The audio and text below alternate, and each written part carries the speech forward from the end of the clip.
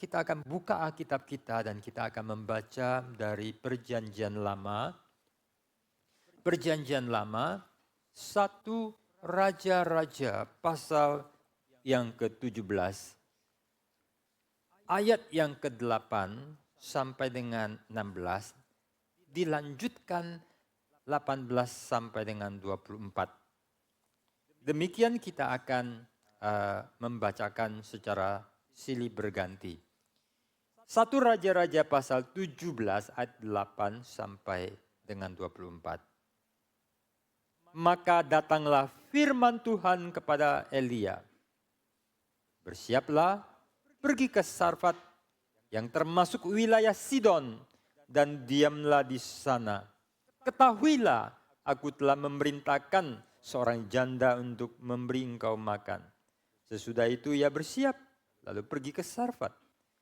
Setelah ia sampai ke pintu gerbang kota itu, tampaklah di sana seorang janda sedang mengumpulkan kayu api. Ia berseru kepada perempuan itu, katanya, cobalah ambil bagiku sedikit air dalam kendi, supaya aku minum. Ketika perempuan itu pergi mengambilnya, ia berseru lagi, cobalah ambil juga bagiku sepotong roti. Perempuan itu menjawab, demi Tuhan Allahmu yang hidup, sesungguhnya tidak ada roti padaku sedikit pun, kecuali segenggam tepung dalam tempayan dan sedikit minyak dalam buli-buli. Dan sekarang aku sedang mengumpulkan 2-3 potong kayu api. Kemudian aku mau pulang dan mengolahnya bagiku dan bagi anakku. Dan setelah kami memakannya, maka kami akan mati. Tetapi Elia berkata kepadanya, janganlah takut, pulanglah. Buatlah seperti yang kau katakan, tetapi buatlah lebih dahulu bagiku sepotong roti bundar kecil daripadanya dan bawalah kepadaku, kemudian barulah kau buat bagimu dan bagi anakmu. Sebab beginilah firman Tuhan Allah, Allah Israel. Tepung dalam tempayan itu tidak akan habis dan minyak dalam buli-buli itu pun tidak akan berkurang sampai pada waktu Tuhan memberi hujan ke atas muka bumi. Lalu pergilah perempuan itu dan berbuat seperti yang dikatakan Elia.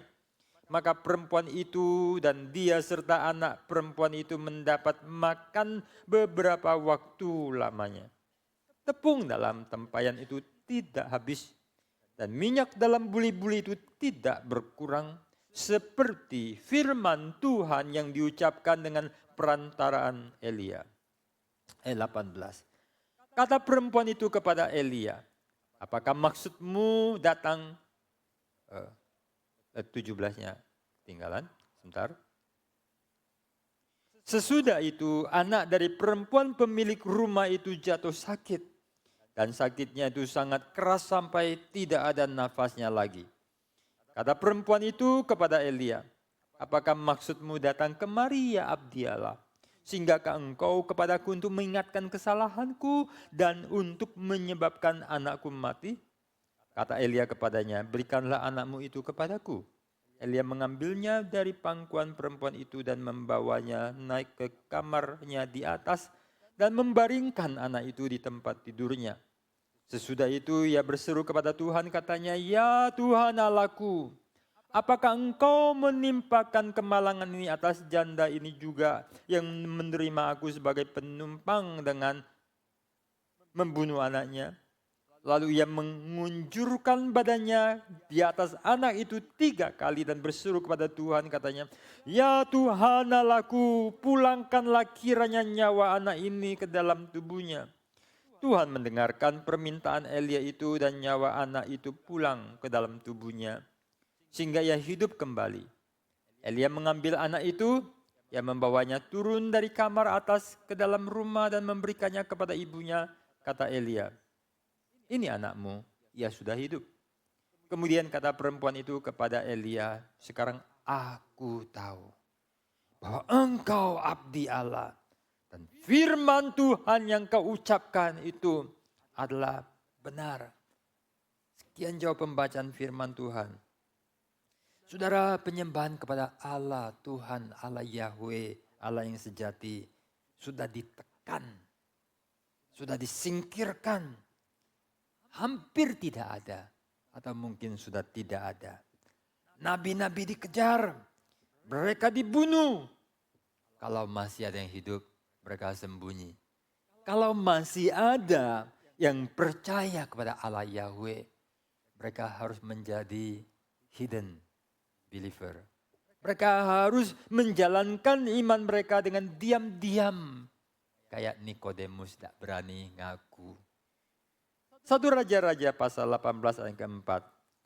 Karena pada waktu Izebel melenyapkan nabi-nabi Tuhan, Obadya mengambil 100 orang nabi, lalu menyembunyikan mereka 50 sekelompok dalam gua dan mengurus makanan dan minuman mereka. Inilah gambarannya. Penyembahan pada Allah Yahweh, Allah sejati itu sudah dihabisin, sudah dibabat oleh Ahab dengan dukungan wanita yang lebih sakti dari laki-lakinya. Dengan berani membunuh. Lalu mengembangkan, menyuburkan penyembahan kepada Baal, kepada Asyera. Mereka didiskreditkan, mereka itu ditindas, mereka itu dibunuh. Lalu masih ada yang percaya harus sembunyi-sembunyi. Dan nabi-nabi pun tinggalnya di goa. Dikasih makan secara diam-diam. Kayak orang Kristen di Cina. Ya, harus sembunyi-sembunyi. Ya, kalau mereka bernyanyi, ada yang tidak pakai suara. Saya pernah menonton satu film di mana orang-orang Kristen, mereka tuh kumpul dan mereka nyanyi tidak bisa bersuara. Ya, jangan sampai kedengaran sama mata-mata. Dan tidak tahu apakah yang hadir itu ada yang mata-mata. Yang lalu akan datang orang menangkap. Kepalanya yang akan siap ditangkap. Sang lain dewasa pun akan ditangkap. Tapi mereka berkumpul. Tapi mereka itu teraniaya. Dan ada yang masuk penjara. Kira-kira seperti itulah kondisinya. Kondisi krisis. Agama iman sejati telah tiada. Moral etika rusak. Dan yang sewenang-wenang adalah Ahab. Bahkan istri sekaligus guru saktinya Izebel. Yang begitu jahat, tak karuan. Politik kemasyarakatan. Ada makmur, tapi yang untung mungkin hanya orang tertentu dan kelompok-kelompok tertentu. Inilah kondisi yang krisis. Secara politik agama, Tuhan Allah telah digeser oleh Baal dan Asyera. Yahweh sudah kalah. Dan tidak ada tempat, semua penyembahnya itu harus dianiaya dan tidak ada kuasa. Baal telah membuktikan sebagai pemenang. Dan sebagai dewa kesuburan dia telah memberikan sejahtera, kemakmuran, keberhasilan ekonomi. Kondisi yang aman di tangannya dia. Baik, kuat. Karena Baal telah diterima oleh Ahab. Dan didukung juga dengan Asyera. Penyembahan kepada Yahweh telah diganti dengan Baal. Mungkin mereka akan mengatakan, Yahweh sudah mati, Baal itu hidup. Yang menyembah Yahweh pun akan binasa. Dan tidak ada yang berkuasa, tidak ada yang bisa berbuat apa-apa, tidak ada yang berani untuk menentang. Di dalam kondisi yang sudah mati suri atau semua, tidak ada apa-apanya, berdirilah satu orang sebagai api, Elia. Dan setelah Elia muncul, Elia tidak pernah mati. Karena ada api yang tidak pernah mati. Bahkan dia akan hadir waktu Mesias datang. Elia mempunyai satu posisi yang sangat penting. Dan yang penting ini muncul di masa krisis. Kita juga ada di dalam satu masa yang krisis. Kalau kita memperhatikan, maka dari dua pokok doa, saya merasa kita harus mengerti kondisi zaman, kita harus berdoa. Peristiwa-peristiwa yang sedang terjadi. Kiranya kita pun boleh melihat, seperti kata firman Tuhan, umat Tuhan melihat apa yang Tuhan sedang kerjakan di dalam sejarah. Saudara, benarkah apa yang dikatakan oleh para penyembah berhala, para nabinya, Ahab dan Izebel, bahwa Yahweh sudah dikalahkan, sudah disingkirkan. Dia itu nothing. Bahwa Baal lah yang benar, Baal yang dapat disandari dan memberikan berkat.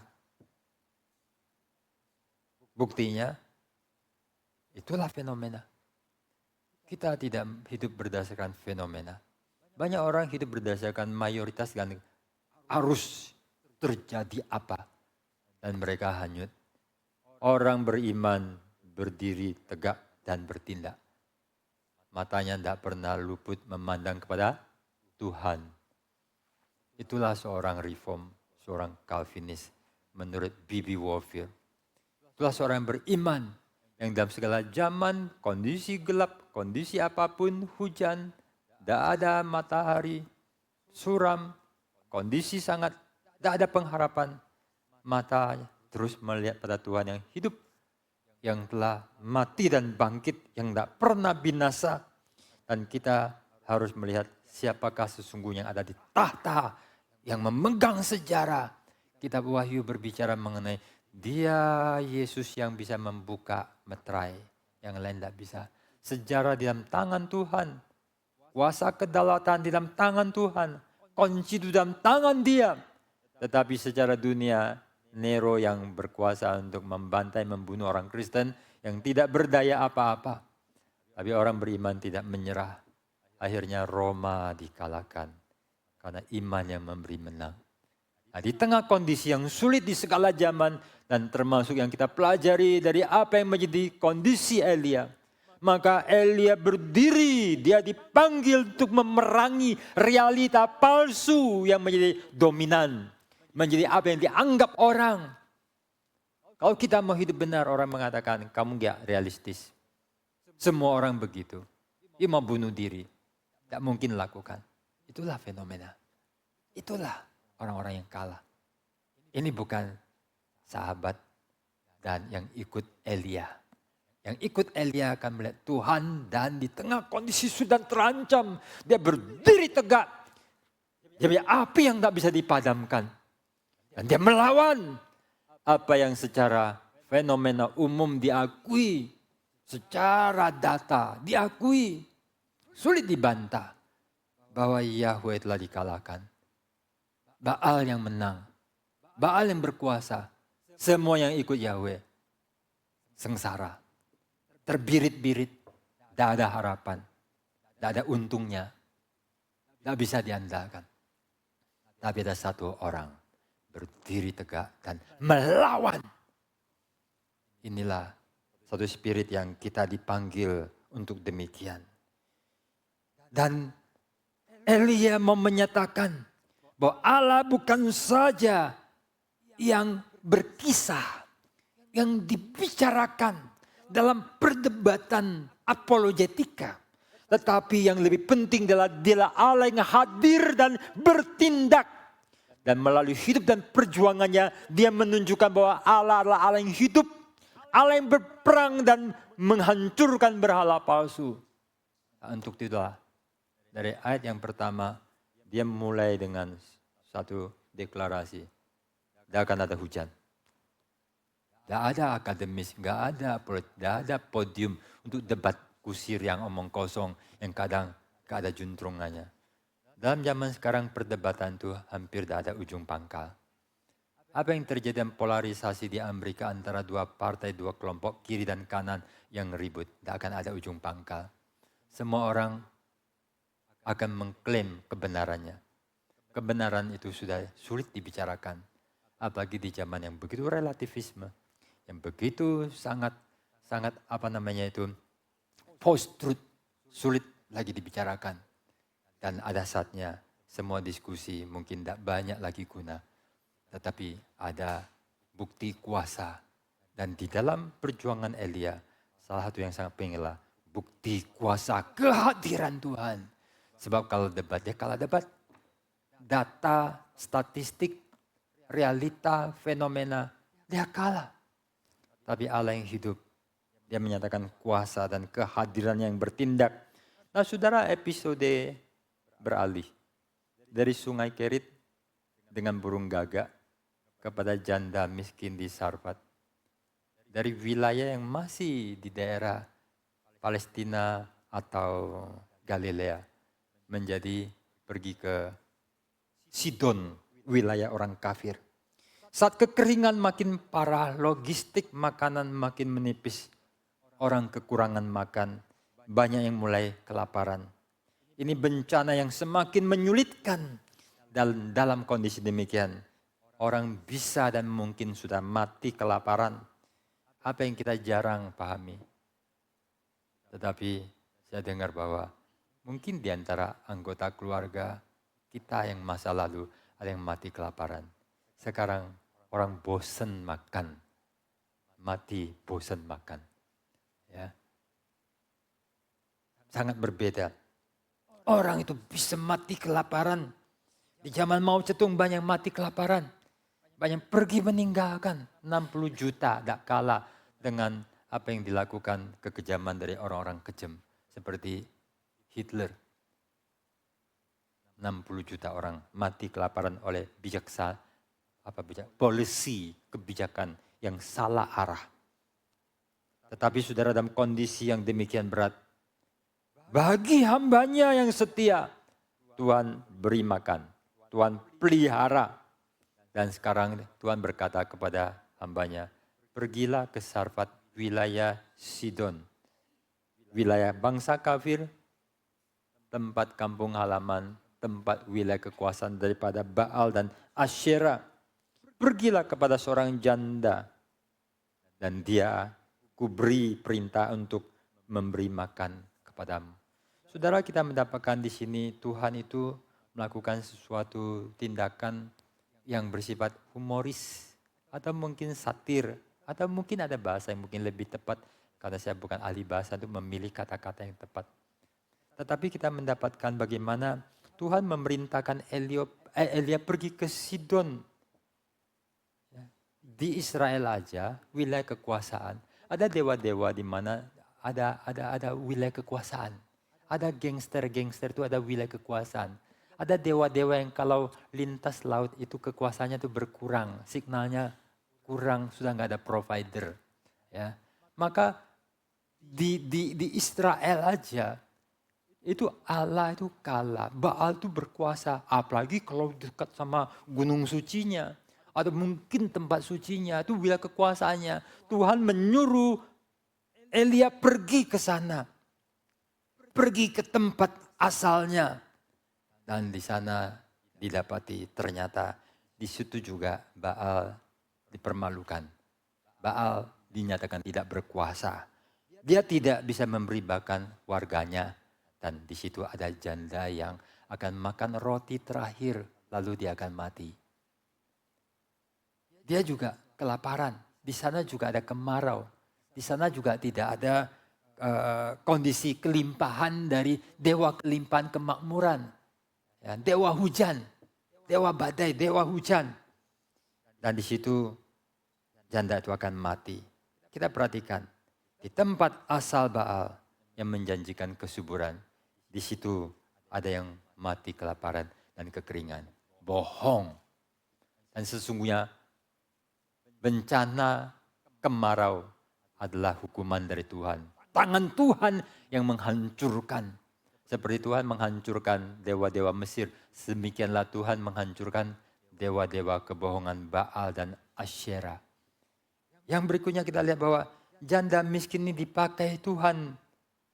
Tuhan mengatakan, aku memerintahkan janda miskin memberi engkau makan. Woi, kadang ada janda kaya yang memberi dukungan untuk pekerjaan pelayanan dan membantu orang-orang susah. Dan Elia disuruh untuk pergi ke janda ini. Tapi janda ini ternyata bukan janda kaya dan berlimpah. Janda ini ternyata janda yang miskin, yang hanya punya aset minyak dan gandum yang hanya makan untuk hari ini. Atau mungkin sekali makan tidak sampai malam. Ya, 2 atau 3 potong, lalu akan mati.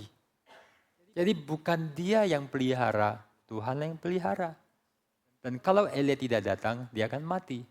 Dan di situ ada semacam humornya Tuhan. Sesungguhnya kita tidak bisa mengerti realita tanpa melihat Tuhan. Dan inilah yang selalu didengungkan dan ditekankan oleh Cornelius Van Til. Kita tidak bisa mengerti apapun tanpa ada rujukan pada Tuhan. Tanpa mengaitkan dan melihat sumber yang memberi makna di dalam Tuhan. Kita tidak bisa tahu apapun. You tidak mengerti apa itu sapi, you tidak mengerti apa itu babi, you tidak mengerti apa itu uang, you tidak mengerti apa itu air, you tidak mengerti apa itu udara. Loh, para ilmuwan sebagian ada yang lebih pintar kok dari orang-orang Kristen. Ilmuwan yang kadang lebih pintar. You kalau tidak mengerti Tuhan, you tidak mengerti bahwa sapi itu bukan untuk disembah. Sapi adalah ciptaan Tuhan. Boleh dimakan, tapi tidak boleh dianiaya. Harus dirawat, disayang sebagai ciptaan Tuhan. Tapi diberikan pada manusia. Dan bagaimana kita tidak makan sampai kita muntah. Tapi kita boleh berbagi. Tanpa referensi pada Tuhan. Kita tidak mengerti apapun. Tanpa referensi kepada Tuhan, kita nggak mengerti apa itu uang. Karena orang melihat uang adalah dewa. Uang adalah juru selamat. Uang itu adalah Allah yang berkuasa, yang bahkan Tuhan pun tidak bisa nolong kita. Tapi kalau ada Tuhan, setan pun aku bisa perintah. Banyak setan kan diperintahkan ada duit. Ya, bisa membunuh orang, bisa lakukan apa saja. Maka orang menyembah pada uang. Ya, orang matanya itu bisa tanpa soft lens warna hijau, langsung hijau. Langsung kelakuannya diperintahkan oleh uang. Tanpa rujukan pada Tuhan. Kita tidak bisa mengerti apapun. Maka saudara, kita melihat bagaimana kalau melihat realita kita tuh akan bingung. Realita seringkali bingung menurut apa yang kita lihat, realita yang seringkali kompleks dan banyak yang kita tidak mengerti, kita tidak tahu banyak. Lalu kita dicampurkan dengan tafsiran-tafsiran, lalu dengan ditanamkanlah semua skenario dan semua strategi, apa yang lebih tepat ya, yang telah dibuat oleh setan untuk mengacaukan mereka di dalam satu kerumitan ketika bertengkar, tidak pernah ada solusinya. Ada pertengkaran manusia, perdebatan manusia yang saya lihat tidak pernah akan ada solusi. Tidak ada perdebatan yang hanya buang-buang waktu saja. Tidak ada orang yang cukup pintar bisa menguraikan, bahkan membuktikan. Karena ada orang yang mengatakan, sekalipun mujizat 1000 di depan mata, aku tetap tidak mau percaya. Kalau orang sudah kayak gini, you mau apa? Itulah manusia dalam kedegilan, dalam keterbatasan. Itulah semua urusan manusia. Ada kondisi di mana manusia di dunia, ada urusan tidak pernah bisa beres.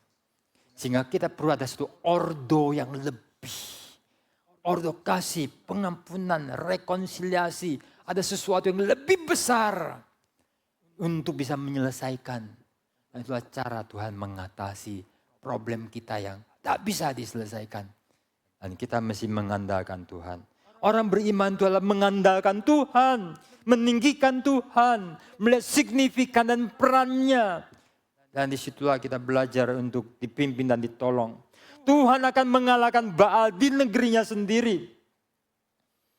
Bahkan di Sidon Baal itu dipermalukan. Dan seorang janda miskin yang akan siap mati. Dia akan dipelihara sampai hujan. Minyak dan gandumnya Tuhan ada. Saya sangat terkesan sama kisah gandum dan minyak yang tidak habis. Saya kepingin punya loh. Kalian kepingin punya enggak? Wah, luar biasa sekali. Saudara, sebagian itu selalu berkecukupan. Deposito ada, rumah ada beberapa, mobil ada beberapa, usaha ada beberapa, investasi ada beberapa. Ada orang itu tidak punya apa-apa. Ada orang menghitung kekuranganku berapa, utangnya berapa, untuk biaya sakit yang telah pernah dia pinjam, untuk kondisi nanti anak mau sekolah. Dia terus hitung kekurangan. Sebagian itu bernafas di dalam kesulitan. Ada sebagian orang hidup demikian. Dan kadang itu lebih sedikit yang ada di dalam gereja yang gedungnya cukup indah. Tapi lebih ada di gereja-gereja yang agak reot, yang uang mereka beredarnya sangat sedikit. Ya, uang itu sangat berharga, sangat sedikit. Kadang harta mereka adalah ubi-ubi yang untuk mereka pakai, tanaman-tanaman. Tapi uang itu sangat sedikit. Saudara yang dikasih Tuhan, kita melihat bagaimana Tuhan memberi makan kepada seorang janda yang di dalam kondisi yang putus asa. Dia tiap hari pergi ke dapur. Dia lihat buli-buli, dia lihat tempayan. Kira-kira apa perasaannya? Coba mama-mama yang begitu susah minta uang untuk belanja sama suami yang sudah setengah mati dan sakit-sakitan. Khawatirnya tiap hari itu adalah penuh khawatir. Tiap hari penuh khawatir, makanannya khawatir, kesusahan, gemeter terus. Bangun pagi langsung khawatir. Ada orang hidupnya itu khawatir. Sebagai orang tidak pernah susah. Ada orang susah. Tapi tiap hari dia pergi ke dapur, kira-kira apa ya rasanya ya? Mujizat. Bukan cuma gandum. Bukan cuma minyak. Minyak itu dan buli-buli. Buli-buli itu tidak gede. Small. Atau medium. Tempayan itu lebih besar. Tempayan untuk air, untuk minyak, untuk barang-barang fermentasi. Buli-buli itu untuk minyak. Ya, untuk mungkin parfum. Tidak ada gede. Ya. Dan ini bukan store-nya orang kaya. Orang kaya itu punya ruang bawah tanah yang uangnya itu ada berapa ratus. Berasnya ada berapa. Kalengnya ada berapa. Kalau ada masalah riot, 1 bulan masih bisa hidup. Ya, yang dikhawatirkanlah berasnya jadi kutuan. Tapi cukup. Ada orang enggak banyak. Ada orang miskin itu beli bumbu sasa kecil. Plastiknya yang mahal. Sedikit. Kadang ngutang. Tapi sekarang, no worry. No more worry. Hanya satu, aku bersandar sama Tuhan. Dan yang memelihara adalah bukan Baal, tetapi adalah janda, Tuhan kepada janda ini. Saudara, ini yang Tuhan perintahkan kepada Elia. Nah, sekarang kita lihat episodenya. Terjadi suatu interaksi. Elia berangkat, pindah, lalu pergi ke Sidon. Dia melihat seorang ibu lagi mungut. Kalau kita pergi ke daerah-daerah pedesaan waktu kakek regional, orang mungut-mungut, ranting-ranting kering. Kita jarang melihat itu di kota, kecuali rombeng-rombeng, pemulung-pemulung. Kita jarang melihat yang lain-lain. Dia melihat itu, lalu kemudian dia bilang, berilah aku air. Bikinlah aku roti. Kami punya hanya untuk mau dimakan, lalu kami siap mati. Lalu kemudian ada yang ke-13 dan 14, kata Elia, jangan takut. Wah, kata-kata bagus. Jangan takut. Banyak Alkitab muncul kata jangan takut itu indah luar biasa. Pulanglah, buat seperti yang kau katakan, yaitu roti kecil itu, buat lebih dulu untuk aku. Ya, bawa kepadaku, aku makan dulu. Baru kemudian kamu buat untuk kamu dan anakmu. Nah, dia memberikan janji. Sebab firman Tuhan mengatakan demikian. Allah Israel, tepung dalam tempayan tidak habis. Minyak dalam buli-buli tidak berkurang.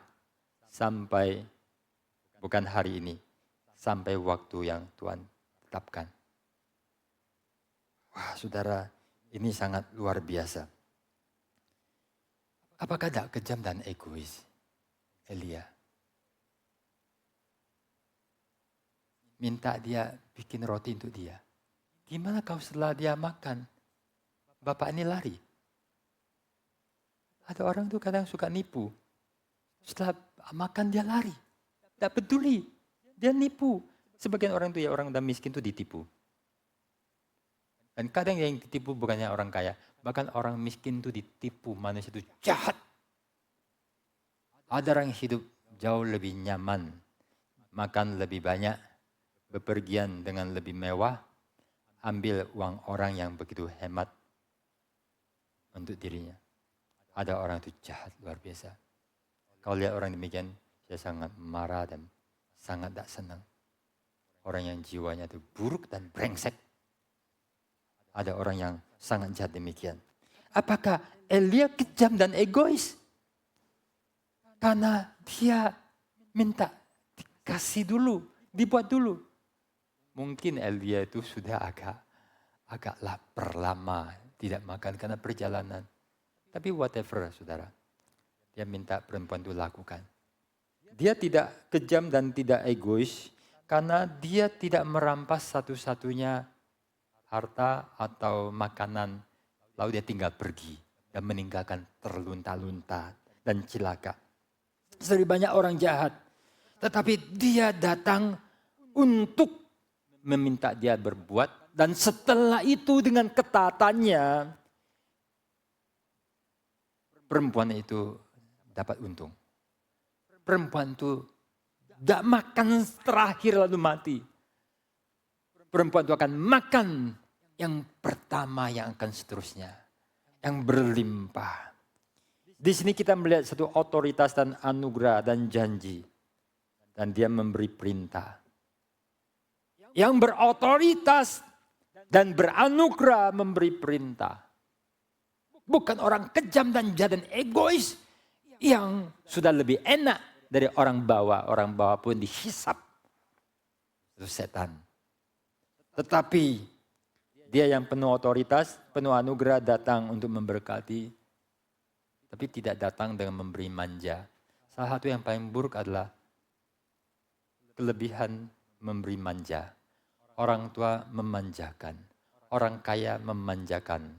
Semua dibuat mudah. Itulah pembunuh jiwa dan karakter. Banyak orang kaya punya uang ratusan M. Hidupnya sengsara. Anak-anak. Karena tidak bagus. Ini yang harus kita pelajari. Dan orang ini tidak diberi janji macam-macam. Tapi dia mesti lakukan. Dan waktu melakukan mungkin bukan satu hal yang mudah. Mungkin sangat tidak mudah bagi seorang perempuan. Ini sudah satu-satunya terakhir.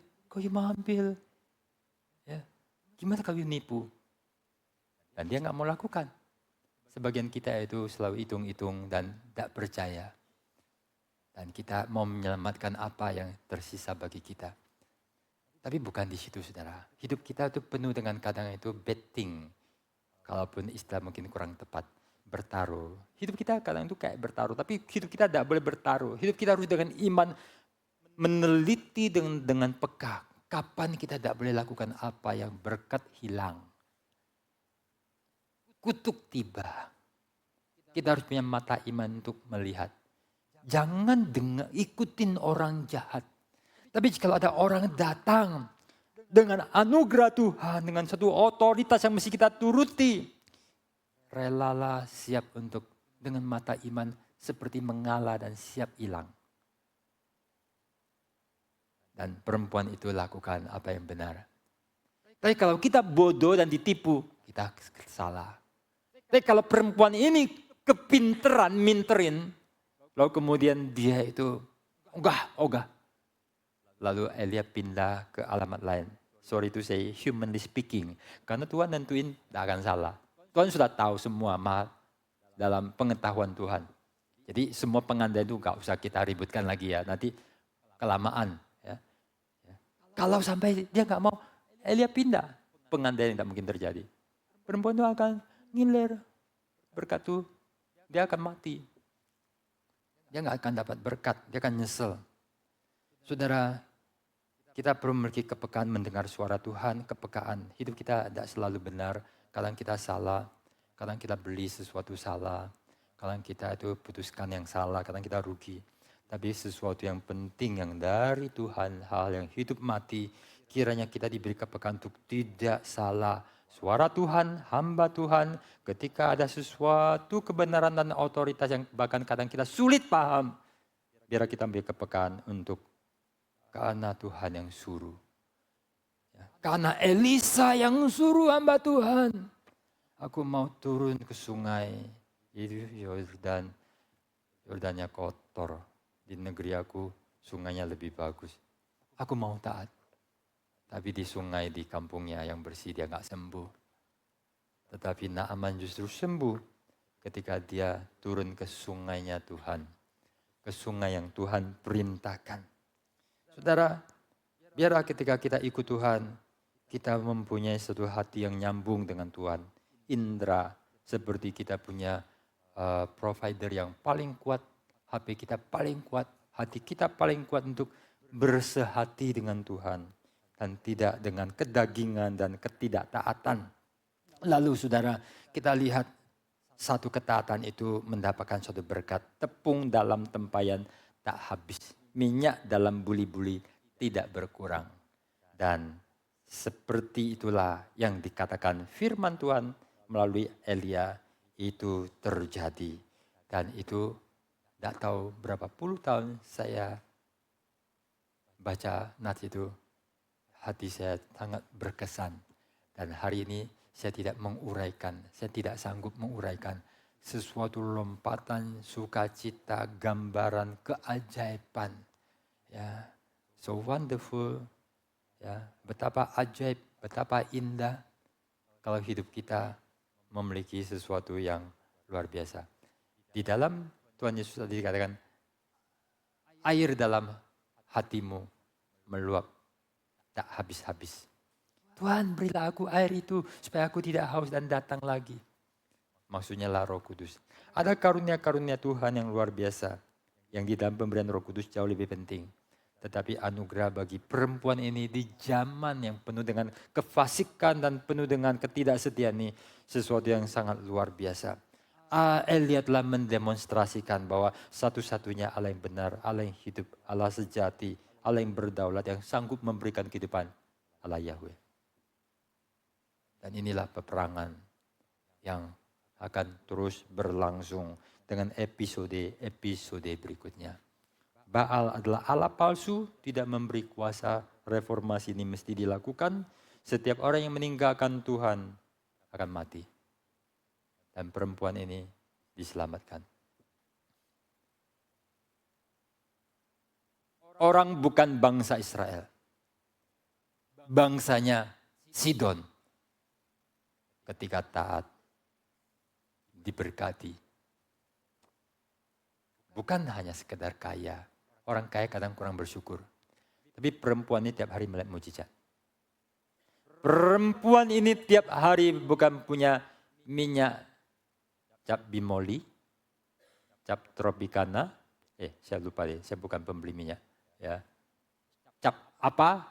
Ya, inilah cap merek surgawi. Ini diimport bukan dari Israel, tanah suci, dari Himalaya. Ini ada tangan dan berkat Tuhan. Wah, setiap kali dia membuatnya itu hatinya itu beria-ria. Tuhan menyertai yang nanti akan keluar dari mulutnya. Sungguh Allahmu hidup. Seluruh Israel mengatakan Yahweh itu sudah mati, Baal yang benar. Di sini ada sesuatu benih baru ditanamkan. Yang akan disebar. Yang akan mengalahkan benih kekafiran. Sesuatu kekafiran yang seakan-akan sudah menang justru akan mati. Bahwa Allah itu hidup. Yahweh itulah yang berkuasa. Dia memberikan berkat. Bangsa kafir yang maunya mati. Makan roti terakhir. Ternyata makan roti yang tak pernah habis. Terjamin. Asuransi yang terjamin. Oleh Tuhan dari sorga. Dia akan terus bisa makan. Dan mungkin bahkan ketika tetangganya kelaparan. Dia bisa sharing. Dia bisa berbagi. Orang yang boleh diberkati. Sehingga kita yang diberkati boleh menjadi berkat bagi orang lain. Ada orang mesti mati, hancur, menderita. Satu hari berkelimpahan dan menjadi berkat bagi banyak orang. Tetapi ada bangsa yang namanya umat Allah, Israel. Mereka itu yang mestinya dapat segala berkat dan janji.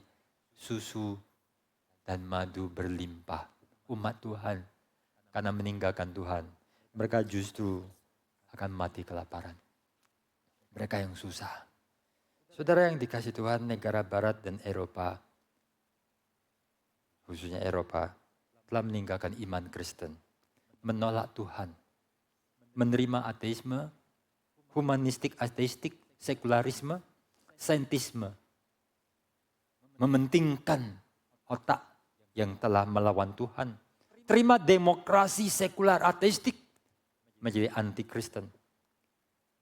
Tapi begitu demokrasi, begitu baik untuk menerima semua agama, semua isme, semua kepercayaan, semua budaya, semua tradisi. Kita lihat kayak apa Eropa sekarang. They are dying. Kalau tidak hati-hati, hancur. Ada usaha untuk melawan di Amerika. Mengembalikan Alkitab, doa kepada iman Judeo-Kristen. Kepada yang dulu bagaimana dari Alkitab orang-orang yang datang, para pilgrim yang mau mengabarkan agama dan bagaimana 200 tahun bisa menjadi negara yang paling kaya, paling berkuasa, menjadi berkat. Bukan sempurna, ya, tapi luar biasa. Adidaya sampai sekarang. Dan penting. Beberapa waktu lalu seorang bernama Charlie Kirk ditembak mati di suatu acara. Langsung orang melihat. Langsung. Donald Trump lolos dari peristiwa yang sama. Dan ada yang memparalelkan. Dulu ada peristiwa-peristiwa mirip, lalu kemudian siapa yang ditembak, presiden mana yang ditembak. Wah, kita tidak tahu ke depannya seperti apa. Saudara, ini akan menjadi suatu pergolakan yang nggak tahu akan jadi seperti apa. Apakah melalui sekelompok orang, satu arah yang mau diputar balik, ya, kompas yang mau dialihkan. Ada harapan bagi Amerika untuk boleh kembali diberkati. Atau dengan meninggalkan Tuhan, negara itu akan hancur. Kenapa hancur? Allah sejak ditinggalkan, moralitas tidak ada dasar. Maka orang yang bahkan tidak percaya Tuhan pun bisa meramalkan perang, pembantaian. Dan sekarang kita bukan saja sudah kehilangan pondasi. No truth. Tidak ada bicara benar. Kacau. Ya, moral kacau. Semua pemerintahan itu sedang lagi masalah. Yang bisa diandalkan untuk menjadi pengayom dengan ideologi, prinsip-prinsip bagaimana berkeadilan pemerintahan modern dengan warisan yang dulu pernah dari Kristen untuk teras politika dengan keadilan semua yang didengungkan dari bahkan dari Dewan Union Nation PBB, jadi semua omong kosong. Hati manusia semua telah tinggalkan Tuhan, semua dikhianati, DPR mengkhianati, DPR yang gajinya tinggi, ratusan, seratusan, atau mungkin 200-an. Kalau menurut Krisdayanti, miliaran. Krisdayanti bocorkan miliaran. Ada banyak dana-dana yang tak jelas. Saya nggak tahu, saya bukan anggota dewan, saya nggak terima. Jadi saya nggak tahu persisnya berapa. Tapi ditemukan bantuan sosial, bansos itu ditilep sama anggota DPR. Bagaimana orang bisa sekejam itu? Orang-orang susah, mereka itu bukan manusia. Yang punya, yang sudah kaya, rasa tidak cukup. Nah, inilah yang menjadi gejolak yang saat ini terjadi. Orang melihat banyak korupsi, banyak tidak benar, banyak tidak adil. Wakil rakyat, pemerintah semuanya. Dan ia akan membuat dunia bergolak. Dan ketika terjadi pergolakan, setan-setan perusuh, disitu akan melakukan sesuatu yang jauh lebih rusak. Dan nanti bangsa bangkit lawan bangsa. Dan saat itulah kesuraman. Dalam kondisi demikian, doa syafaat daripada Abraham menjadi satu tantangan. Jikalau ada masih sisa 10 orang saleh, Tuhan tidak menghukum. Peperangan melawan kebatilan Allah palsu. Dan kiranya kita bukan hanya bicara mengenai sejarah, kita dalam krisis di mana Allah sejati telah banyak ditinggalkan. Adakah Allah dalam diri kita saat kita beribadah? Anda lihat saya atau Anda lihat Tuhan? Anda lihat dengar suara Tuhan dan berbicara dan Tuhan berdoa. Atau Anda sedang ngapain? Lalu kita merespon. Kita mempersembahkan seperti Calvin. Hatiku sepenuhnya diserahkan, bersegera, jujur. Kalau tidak, ini penyembahan berhala. Kita tidak menyembah Tuhan. Kita berdoa, Tuhan, apa yang harus saya lakukan? Anda enggak urusan sama orang lain. Anda enggak urusan sama institusi. Anda terutama berurusan dengan Tuhan. Ketika kita datang, persembahan apa yang kita berikan? Orang jauh-jauh dari daerah timur, perjalanan berbahaya di depan bayi Yesus, memberikan persembahan, lalu pulang. Betapa bahagia. Kita sangat diberkati dan biar dalam peperangan rohani ini ada keselamatan yang bukan saya kita yang telah terima Tuhan, tapi peperangan untuk bagaimana Tuhan itu hidup. Orang dunia yang telah menjadi ateis, meninggalkan Tuhan, membuang Tuhan, yang membuat moral tidak ada, semua institusi semuanya cangkang-cangkang kosong yang mati. Yang masih mendengungkan bicara keadilan, kebaikan, omong kosong. Dan di situ orang Kristen satu-satunya menjadi harapan dunia. Di mana kita? Perang itu bukan melawan Baal, melawan berhala dalam hati kita. Mari kita masuk di